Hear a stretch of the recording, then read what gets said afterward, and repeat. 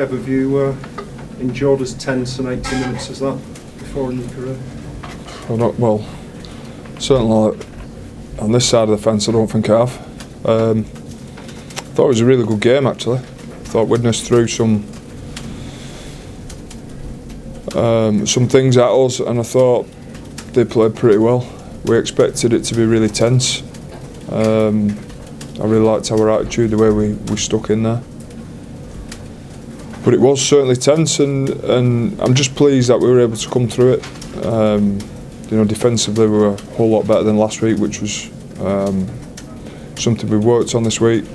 And I thought we copped a fair amount of penalties, especially on our own line, and had to defend and back up and look after each other, and we were able to do that. And I think there's probably two stints of defence that get us that game. And one in the first half where I think we went 3 or 4 back-to-back sets, and there was a spell in the second half where we did it again.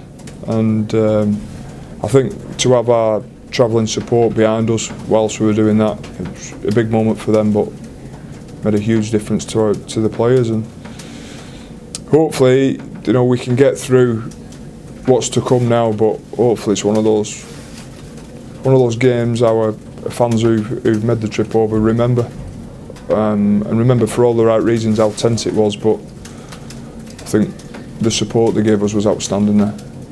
2 moments of quality from Liam Sutcliffe when it mattered as well. Yep. I just thought it was okay today. But you're right. When he comes up with those special moments, it shows why he can be the player he will hopefully turn into. I thought that at the end was pretty special. We've worked down that right edge a fair bit, and Sutty, when he carries the ball like that, is very dangerous. And thankfully we got through, and we made sure those last 2 minutes weren't as tense as what the rest of the 78 were. So I have to give a mention here to Jack Walker. I thought he had an unbelievable game for us. I thought just a real bundle of energy, and he was involved in everything good about us, and he was excellent today, as was, I have to say, our old stager Jamie Jones. I thought he was probably the best forward on the field. And when you've got guys like that in your team who've been around the block and care about this club so much, and they're prepared to go through what he went through again today, it's testament to him.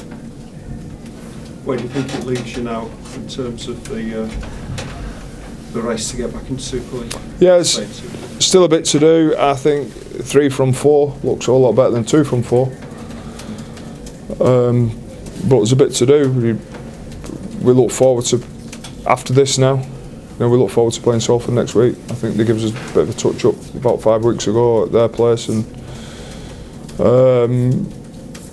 we look forward to playing against them.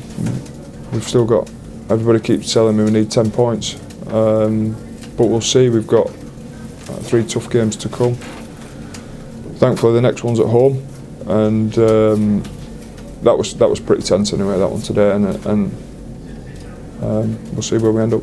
Do you share that view that 10 is the magic number, or do you think it could be done with less potentially this year? I'm not sure. I know how competitive it is. I think it's important that we try and get as many points as we can. People keep telling me that this week was a must-win. I think they all are, if I'm being brutally honest. So especially when you're part of a club like the one we've got. So yeah, you could be right, especially how those teams, some of those champ teams who have really stepped up and are knocking some teams off and knocking each other about, and makes for an interesting final 3 weeks. But it's probably important for me at this stage as well to mention Franny. Had a huge influence on my career, and I think